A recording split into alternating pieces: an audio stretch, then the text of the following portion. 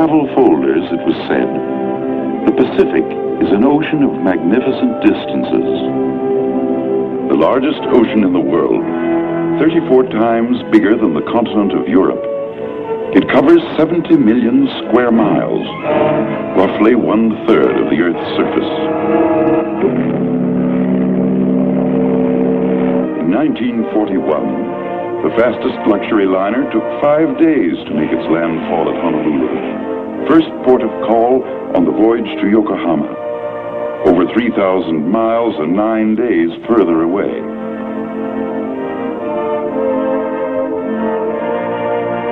Of course, if you were in a great hurry, like Japan's special envoy, Saburo Kurisu, in December 1941, you could make the trip by air in 2 days, 13 hours, and 15 minutes.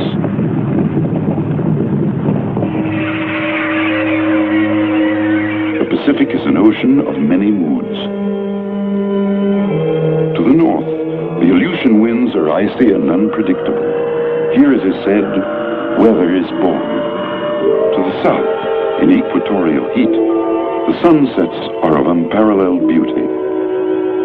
Here, rising from the blue shark-infested waters, lie jungles, dense and malarial. Volcanoes, like Krakatoa, which once exploded with a violence that shook the world. It is an ocean of islands with names once strange to Western ears.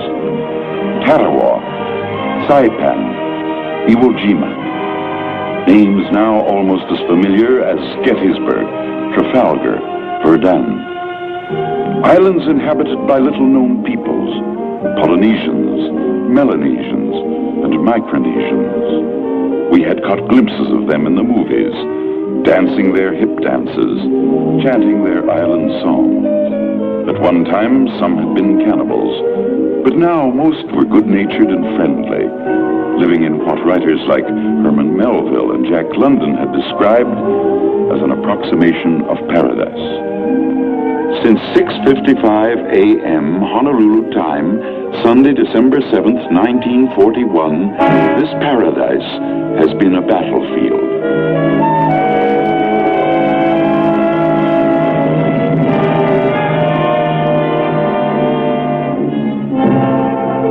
The Pacific Ocean is the biggest, the strangest, the most complex battlefield in history.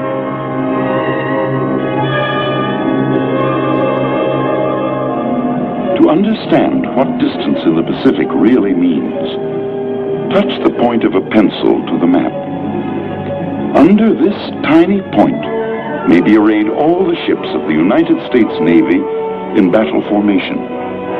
Yet these ships must be so disposed and so employed as to exert an influence and control over the whole Pacific area. Land war is familiar to the people of Europe and Asia. A massive war of tanks locked in battle, of men deploying, maneuvering along highways, canals, railroads, in city streets, in buildings of brick and stone.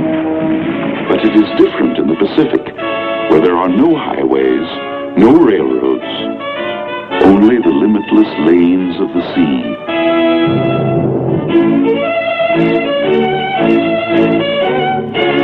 Along these lanes, stretching thousands of miles to bases on fighting fronts in every corner of the Pacific, the war must be carried to the enemy by ship, by what has been and will continue to be the greatest concentration of shipping in history.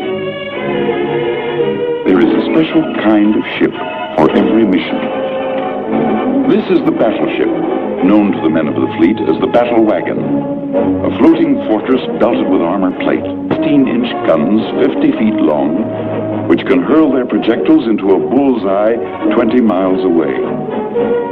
Light and heavy cruisers, scouts and watchdogs, fast and elusive, able to hold their own in the heaviest actions. The destroyer, the tin can, a fragile steel shell crammed with horsepower, moving at express train speed to protect slower vessels with guns, torpedoes, and depth charges.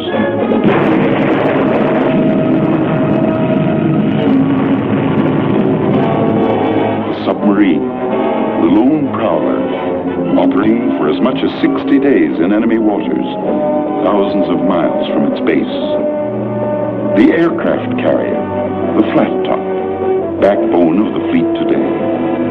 A floating airport as big as 3 football fields laid end to end. A huge and complicated mechanism able to hurl 100 planes into battle across the horizon. Following the fighting ships are the indispensable ships of the train, repair ships, tankers, transports. With landing craft, they carry the fuel, ammunition, machine shops, food and drinking water, everything to enable the fighting ships to stay at sea farther from their bases and in more continuous action than any fleet in history. The fighting ships and their auxiliaries are arranged in groups called task forces, a new concept developed in peacetime years by the United States Navy and proved in battle in this war. Each task force is in itself a fleet, self-contained and self-sustaining, a singular mission, convoy, reconnaissance, or attack. And as the task force principle is new, almost all the ships themselves are new, built and commissioned since war began. Their officers and men have carried the war to the very doorstep of Japan. They too are new. Only a few years ago, most of these young veterans were at home, playing football and baseball, studying at schools, working in factories or on farms, growing up in the dream that war had been outlawed in their time.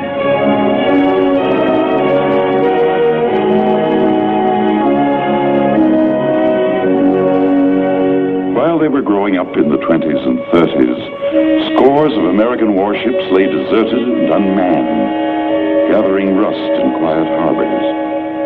Others, half finished, had been sold for scrap or sent to the bottom of the sea.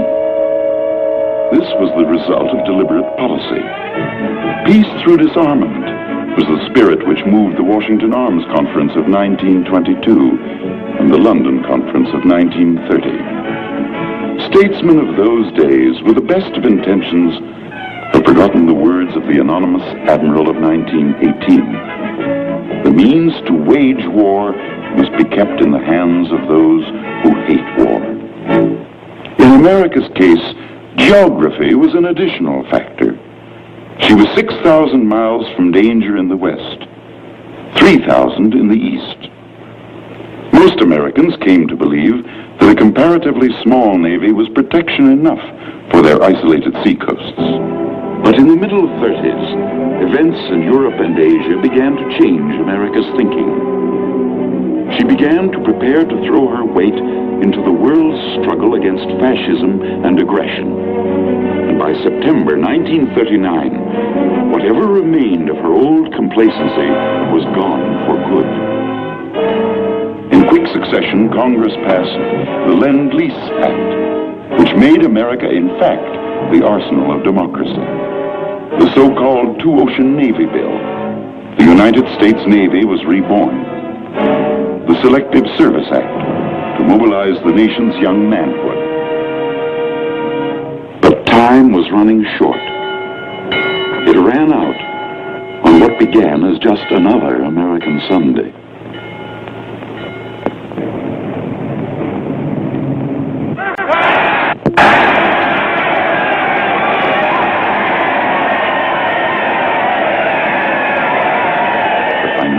The churches were crowded with bewildered people who had heard the news of humiliating defeat.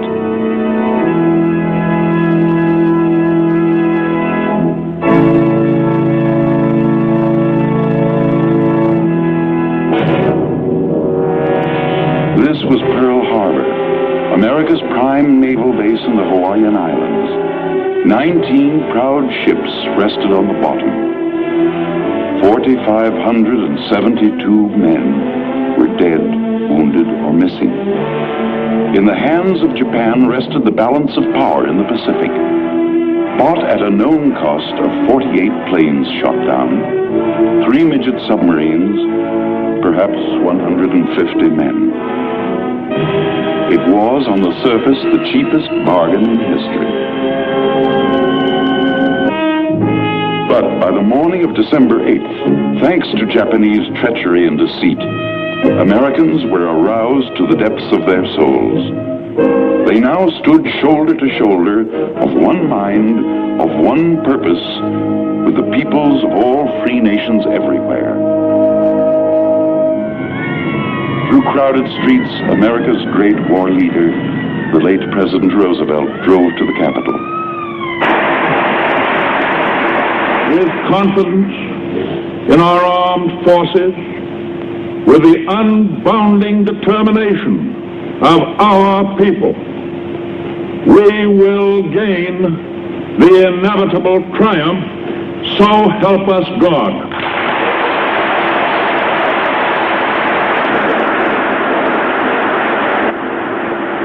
Yes, America said, as the nation's youth put aside the ways of peace and turned to war, we would gain the inevitable triumph.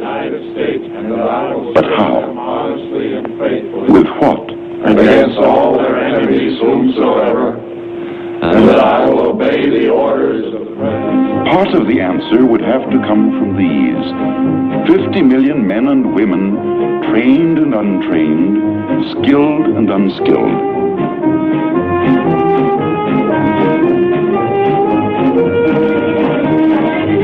Part of the answer lay here. As a result of Lend-Lease, American industry was already partly on a war footing. But ahead lay giant tasks: reconversion, re-engineering, retooling.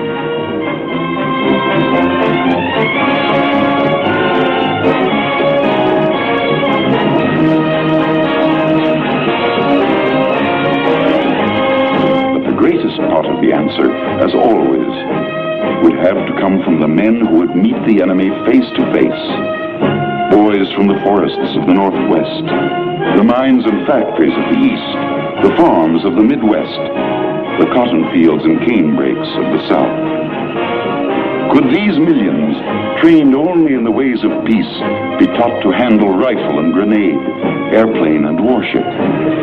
Could they be welded into a fighting force, able to master the veteran warriors of Germany and Japan?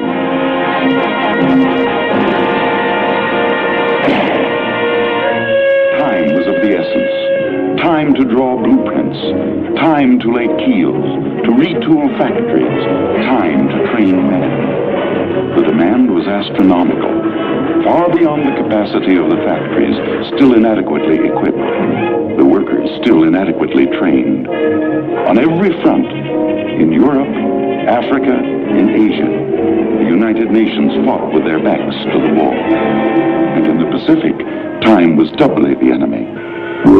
Here in December 1941, the Navy had available 80 combat ships. To these, America's British and Dutch allies could add at most another 50. Against them, the Japanese could bring to bear at least 186 combat ships. These could operate from home bases protected by concentric rings of island bases, unsinkable carriers they were called. America, on the other hand, could count on exactly 7 all-too-sinkable carriers, only 4 of them available for duty in the Pacific. Japan took full advantage of her newfound superiority. She exploded in all directions.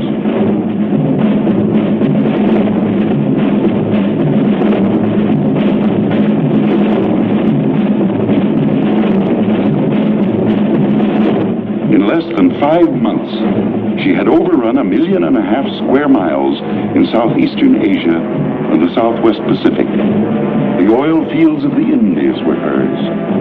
She had 95% of all the world's supply of raw rubber, 2/3 of all the tin.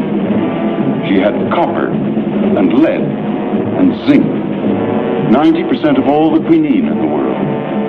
She had completed the conquest of 125 million people, unlimited slave labor. Overnight, Japan had carved out for herself the second largest empire in the world.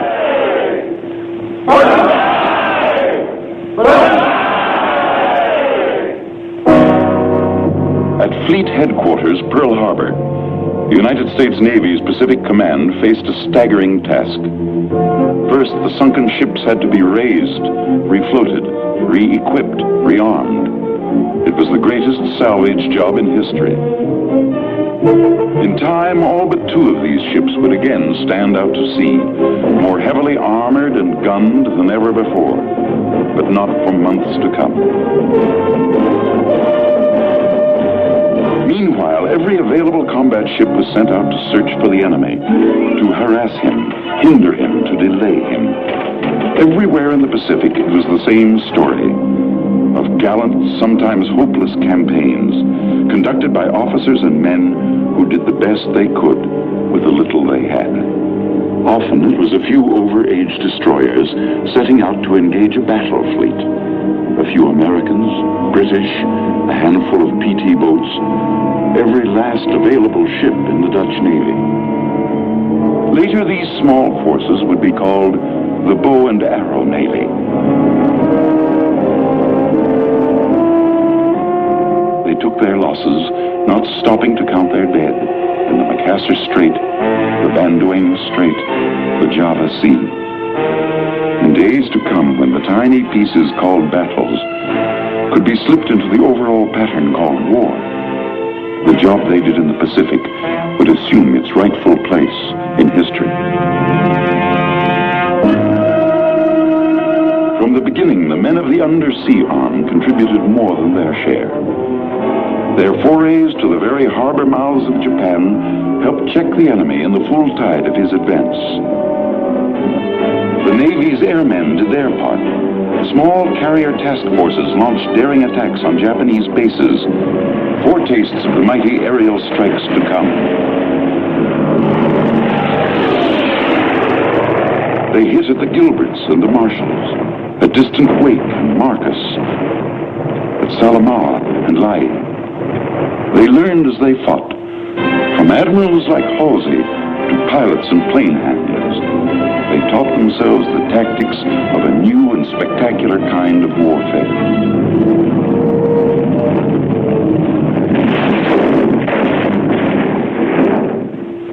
They improvised and invented.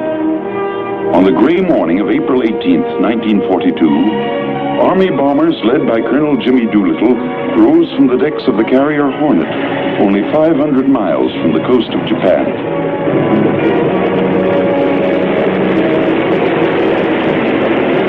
Captain Mitcher and his men gave them a cheer as they disappeared into a scud of clouds to drop their bombs on Tokyo itself.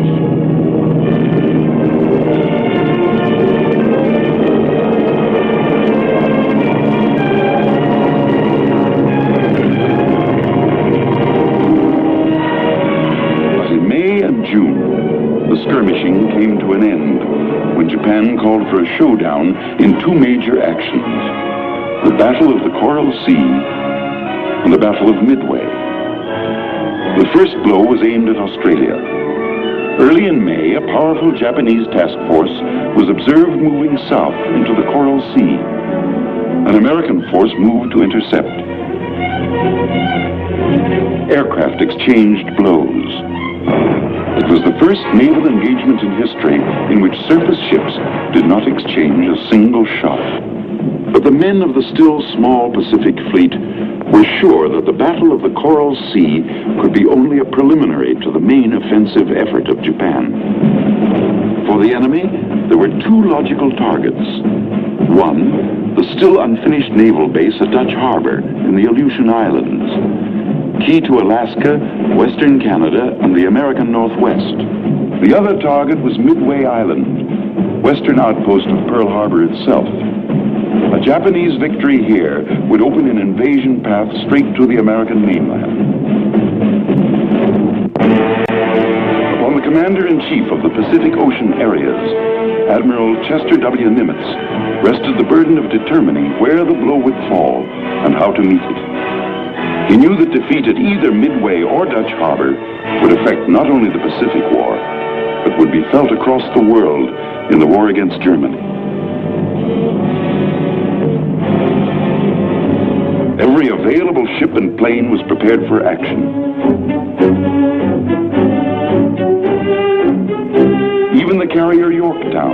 damaged in the Coral Sea, had sped to Pearl Harbor to be patched up. Army flying fortresses were dispatched to reinforce Marine aviation groups on outlying islands.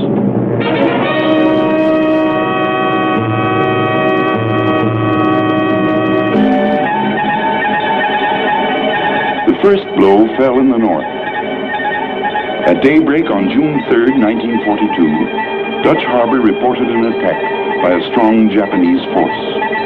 But Admiral Nimitz sensed that this was a diversion only, not the main blow. He ordered his carrier force to the west. As the small American force sailed from Pearl Harbor for its rendezvous with destiny, it carried into the Pacific the hopes of the free world. To the west, a vast weather front was rolling toward Midway. On June 3rd, a Navy patrol bomber nosed up to the weather front and made the first contact with the enemy.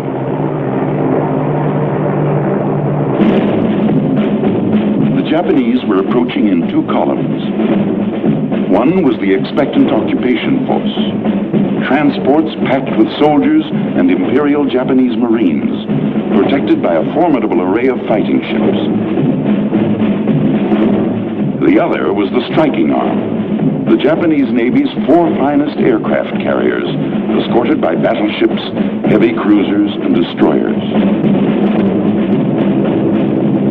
The Army fortresses, although somewhat new at this game, found the Southern, or occupation force. They went in and scored hits on a cruiser and a transport. That night, the Navy patrol bombers followed up with an attack on the occupation force. They scored at least 2 damaging hits and sank a cargo vessel. Next day, the enemy had moved within range of Midway. Marine air squadrons found the striking force.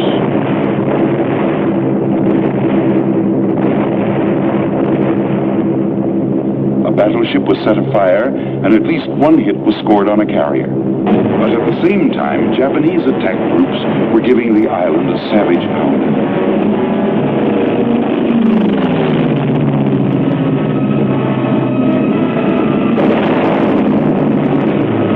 The enemy forces moved in for the kill. But still, they had not detected the approaching American task force. The speeding American carriers were still out of range.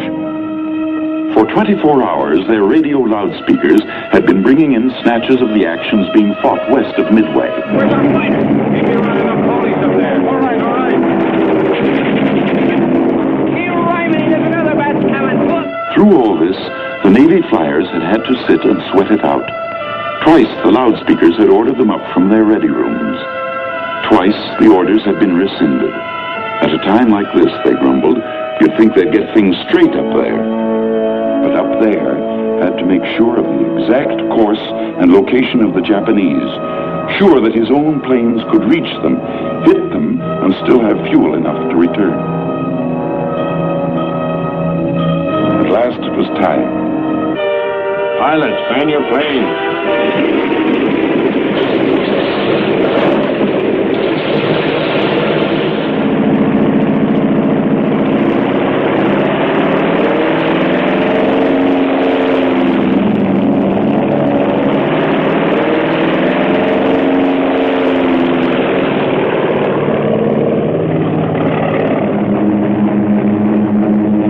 2 hours from their carriers, the American flyers began to suspect that something had gone wrong.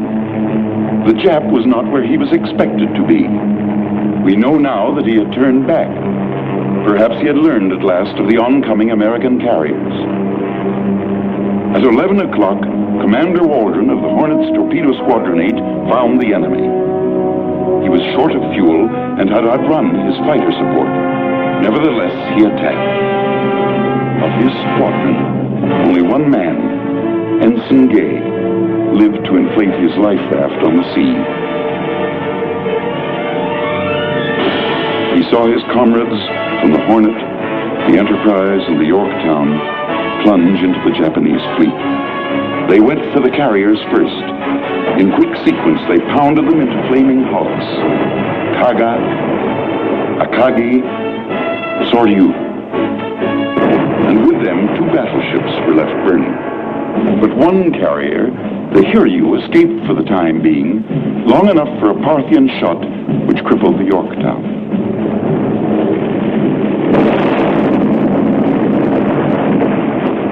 Simultaneously, the attack groups from the 3 American carriers had smashed the Hiryu into blazing wreckage.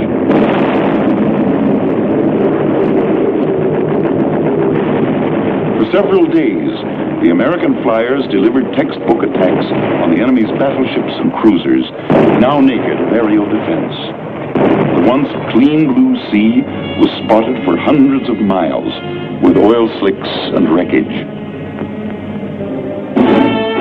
By sunset on June 6th, the Battle of Midway had already taken its place beside Jutland, Trafalgar, and the rout of the Spanish Armada. Intelligence officers began to tally up the score. On the morning of June 7th, the men of the victorious American fleet began to bury their dead. As in the skies over Britain 2 years before, a few had earned the gratitude of the many.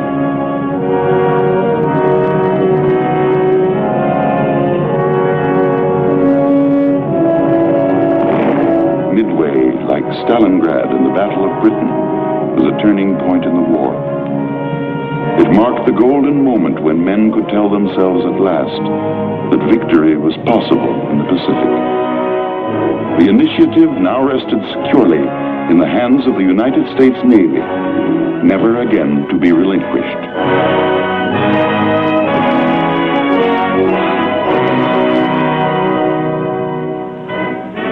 To the Allied Chiefs of Staff in Washington, the initiative won at Midway was an opportunity only, not an accomplishment. Though the enemy had been beaten back, there was no tendency to underestimate him. His record of achievement was plain for all to see. He was entrenched in his stolen island empire as firmly as his German ally was entrenched in Europe and Africa. In planning their offensive, the chiefs of staff had to keep in mind the nature of the Japanese. In total war, the psychology of the enemy is of first importance to the strategist. Unconditional surrender was a long way off. But 2 months after the Battle of Midway, the Navy took its first offensive step in the Solomon Islands, north of the Coral Sea. On Guadalcanal, the Japanese were building an airfield to menace supply routes to Australia. This was the first objective. The name Guadalcanal has been written into history. With other names like Tarawa and Iwo Jima, Bougainville and Peleliu, it has become a symbol, not merely of one battle on one remote island, but of all the battles fought up the ladder of islands leading to Japan. On Guadalcanal, the outnumbered, outgunned Marines first found out what it meant to fight the Japanese at close quarters. In the stinking jungle, they lived through a nightmare 6 months long.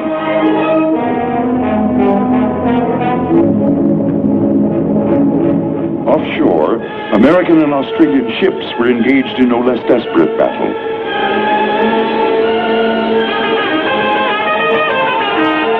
The enemy spared nothing in his effort to save Guadalcanal.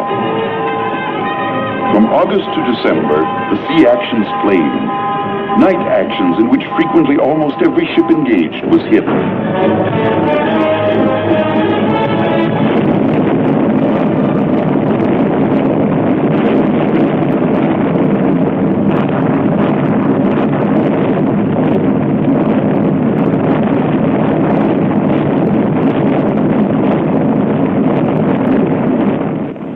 Then, suddenly, at sea and ashore, the Japanese attacks ended. The weary Blue Jackets had driven the enemy from waters he already considered his own.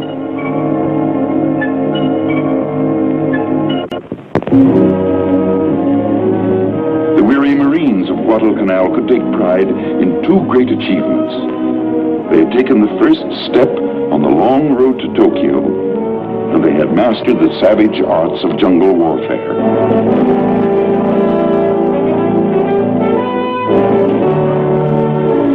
But now some were going home.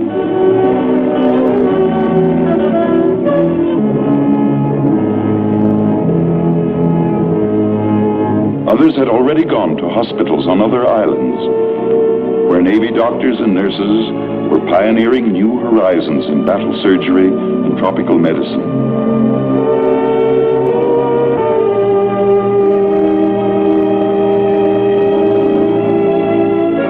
And whole islands were also set aside where tired men could recapture a little of the easygoing life they had nearly forgotten.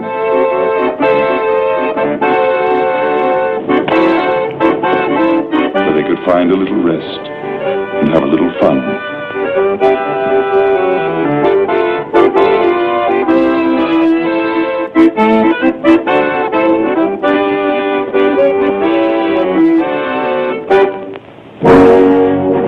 Though some men rested, the offensive strategy of the United Nations could not. In November 1943, America's commander-in-chief flew to Cairo to meet with the war leaders of Great Britain and China. Here in the shadow of the pyramids, they affirmed the Allied program for unrelenting attack in the Pacific. They had the weapons now. There were warships of every type.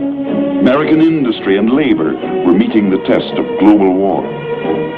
They had used well the time bought for them by the bow and arrow navy of the early days, by the outnumbered heroes on Bataan, by the men who fought in the Coral Sea, at Midway, on Guadalcanal, by the free peoples everywhere in the Pacific who had steadfastly resisted Japanese aggression, and by the Chinese who for 8 long years had stood off the full onslaught of the Japanese armies.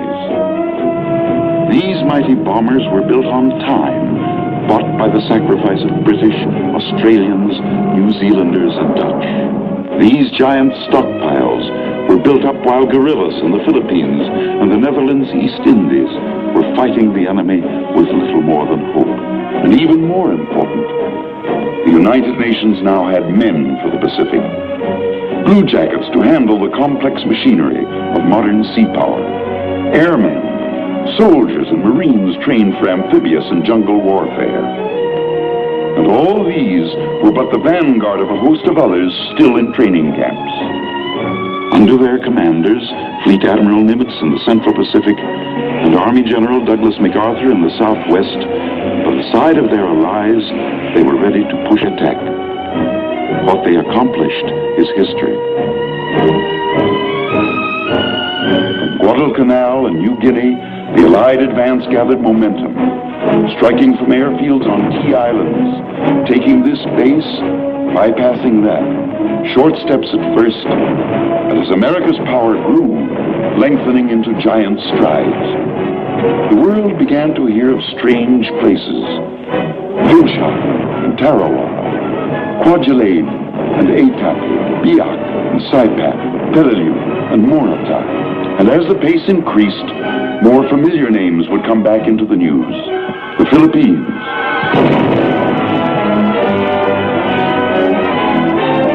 and the islands of Japan itself.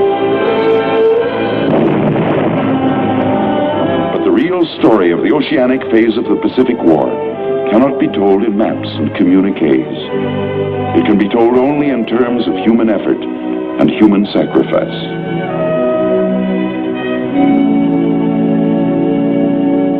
A task force can weigh anchor to sail against the enemy only because thousands of officers and men ashore have worked long months at the tremendous and exacting job of planning. Though an order only 6 words long may initiate an amphibious attack, not a gun will fire, not a plane will be airborne, not a Marine will hit the beach until millions of other words have been written down.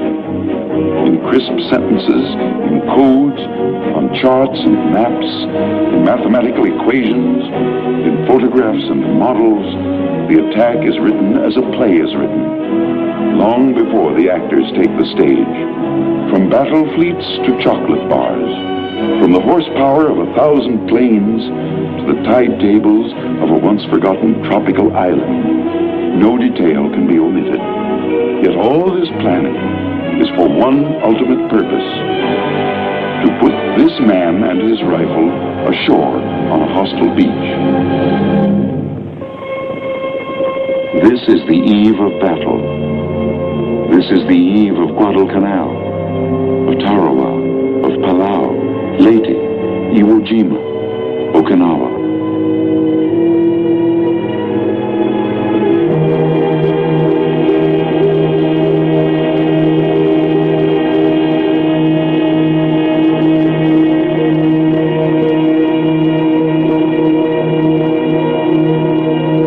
Beyond the horizon lies the enemy.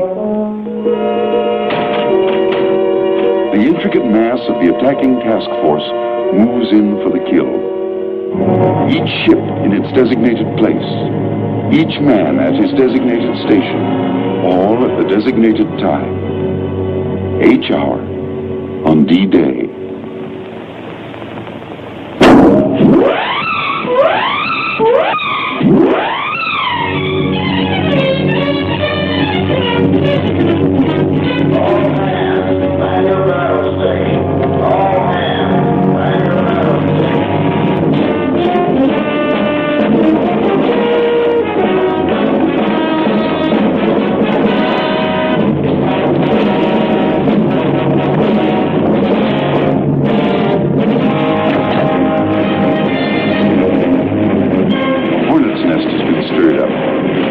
Japanese torpedo bombers.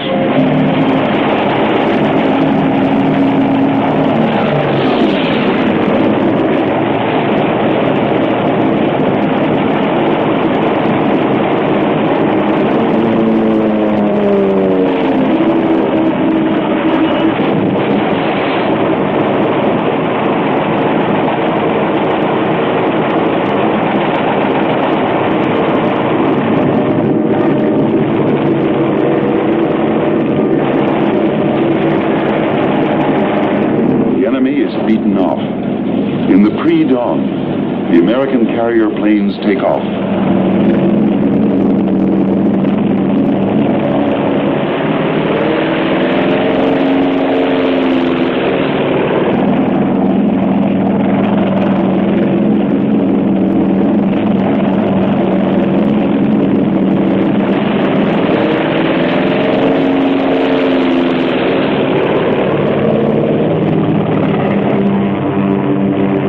Dawn, they are over their objective.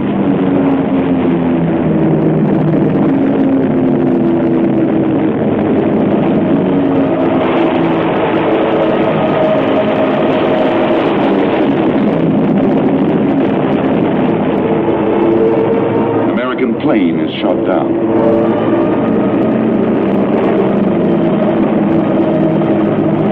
This is a Japanese ammunition ship.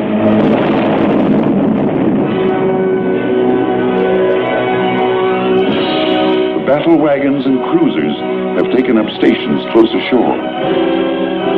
Some are the so-called ghost ships, salvaged from the mud of Pearl Harbor. Ships bearing the names of American states: Pennsylvania, Nevada, West Virginia.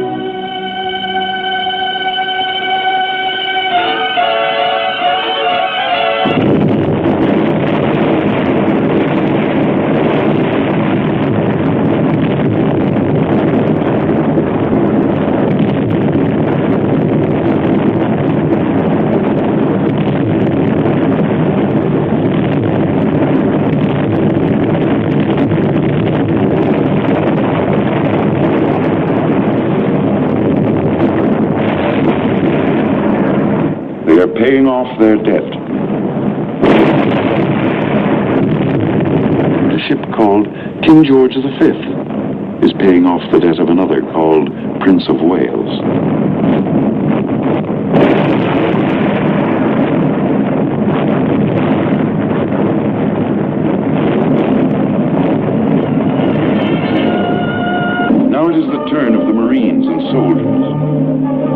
hard experience, they know what lies ahead. The enemy has had years to fortify these islands.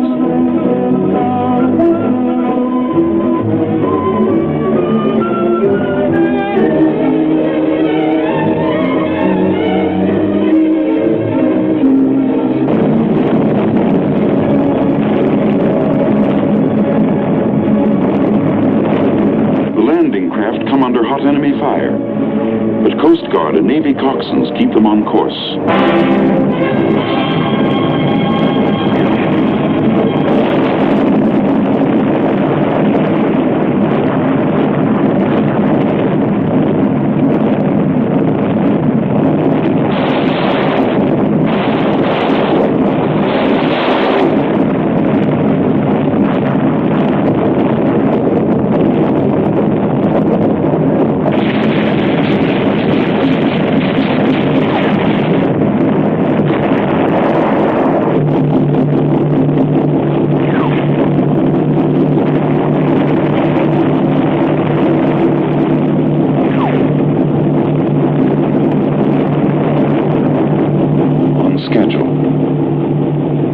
First wave hits the beach.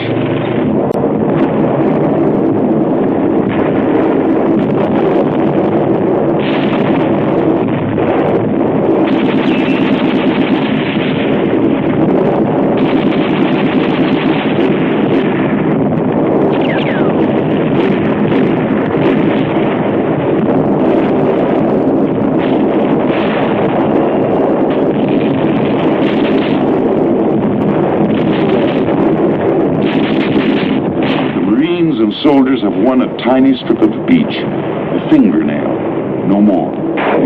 They must get over the hump, in from the beach. This is rugged.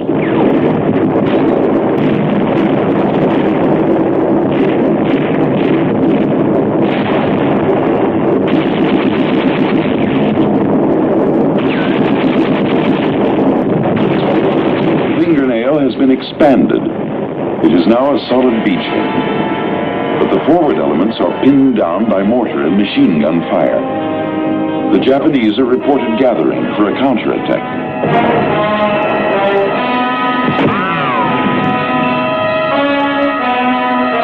The quickest way to break it up is from the air.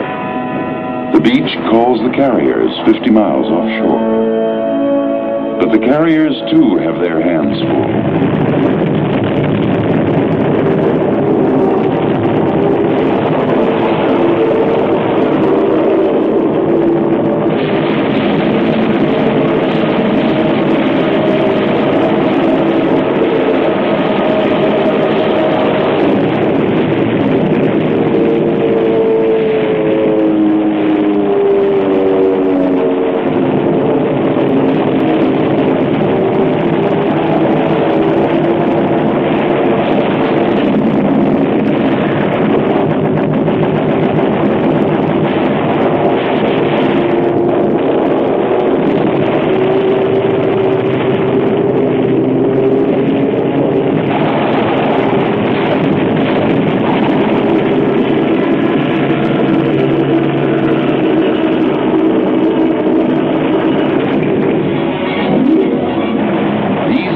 Fight with a tradition behind them. Most of them carry the names of ships famous in American naval history: Wasp and Essex, Enterprise and Bonhomme Richard.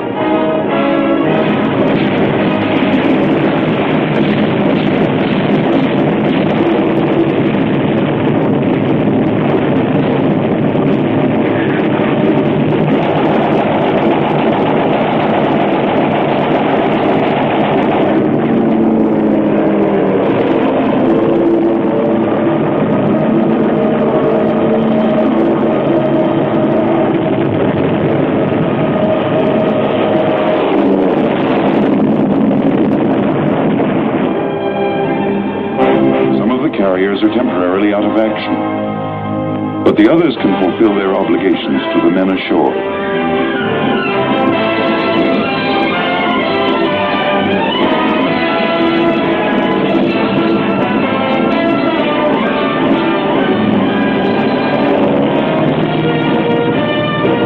At last, the air support is on its way.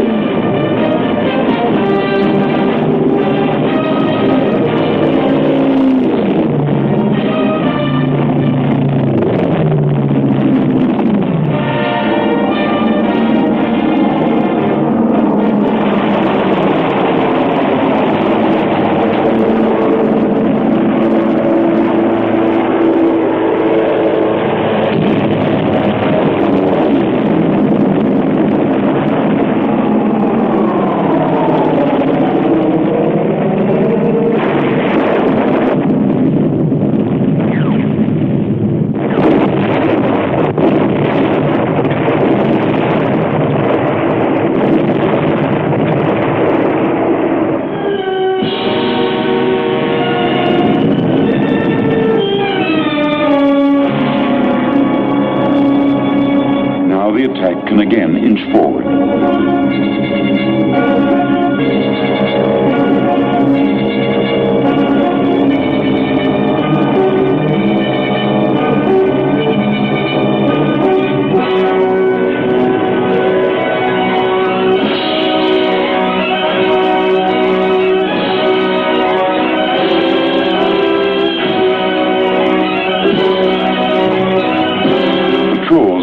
The enemy's main defense line.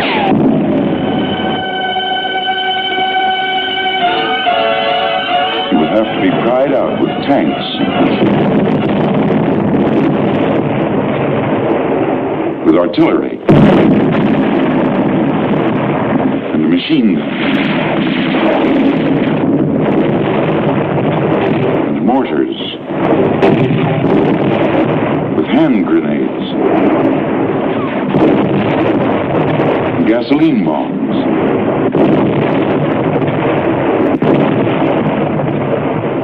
and finally for the foot soldier, the rifle and bayonet.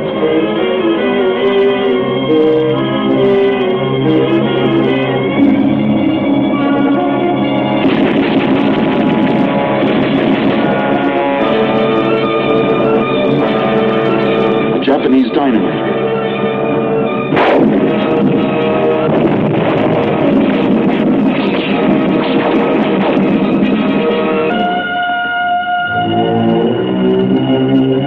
Japanese refuses to stop. As usual, few of the enemy surrender. Their propagandists have made them believe that surrender means torture and death.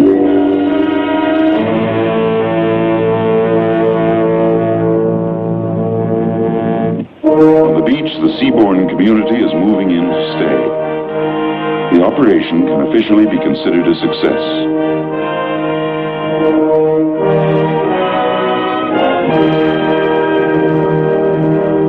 Up front, the wounded are coming back.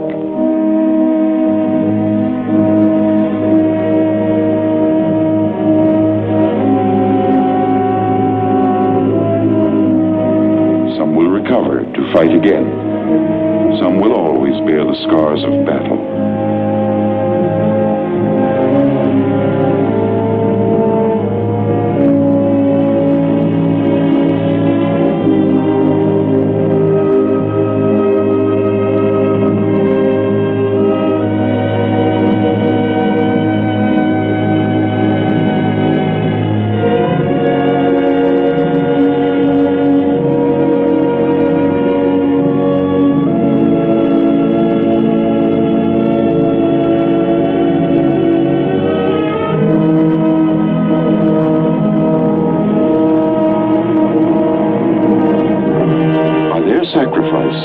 They have won new airfields for Allied air power, new anchorages for Allied sea power, a new base 500 miles closer to Japan from which to launch further attacks against the enemy.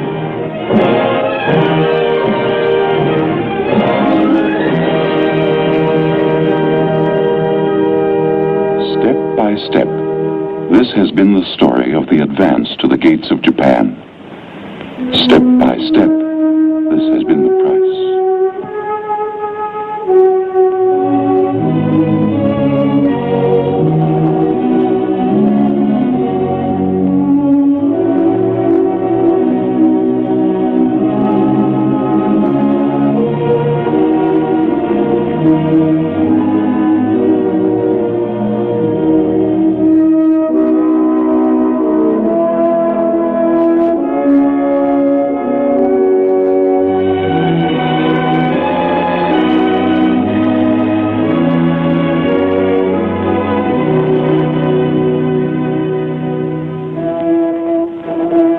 For each man that has fallen, there is another to take his place. Theirs is the task. The victory will be for all. But this victory can be won only if free men everywhere give to its cause unsparingly their strength, their treasure, and their hearts. Then, and only then, will there be peace in the Pacific and over all the earth.